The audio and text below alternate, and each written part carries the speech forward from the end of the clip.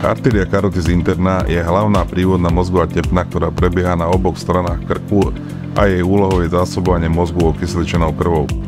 Stav nazývaný stenóza krčnej karotickej tepny alebo zúženie znamená, že jedna alebo obe tieto tepny sú zúžené. Je to typická manifestácia aterosklerózy a v typickej veľmi častej lokalite, ktorá má za následok zníženie prietoku krvi v tepne a následne aj v mozgu, čo vedie k vzniku rôznej formy nedokrvenia, teda ischémie mozgu, a môže mať za následok trvalé poškodenie mozgu s vážnymi doživotnými následkami, prípadne až úmrtím. Na predchádzanie alebo odstránenie zúženia karotickej tepny dnes využívame metódy intervenčnej radiológie. Samotnú techniku nazývame karotický stenting s emboloprotekciou a ide o miniinvazívny intervenčný zákrok v lokálnej anestéze, vykonávaný na katetrizačnej sále pod skiaskopickou kontrolou rentgenom. V skratke ide o ošetrenie zúženia tzv. Predilatáciu, rozšírením zúženej oblasti a následne stabilizáciu aterosklerotického plátu s navodením fibratizácie pomocou stentingu, teda vystúžení kritického miesta stentom.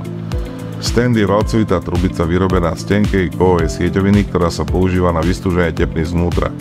Stent sa ponecháva na mieste, aby pomohol udržať tepnu trvalo otvorenú. Ako už bolo povedané, celá operácia je realizovaná v lokálnom mŕtvení v pichu na koži pri plnom vedomí pacienta, s ktorým lekár komunikuje počas celého zákroku. Najčastejším prístupom do tepnového systému pre realizáciu karotického stentingu je dolná alebo horná končatina, konkrétne vpich na stehennej alebo radiálnej tepne. Počas procedúry do tepnového systému postupne cez ihlu zavedie lekár vodiaci drôt, po ktorom zavádzame katetre a podporné katetre čo najbližšie k miestu ošetrenia. Toto všetko sa odohráva a kontroluje to samotný operatér pod radiologickou kontrolou rentgenom.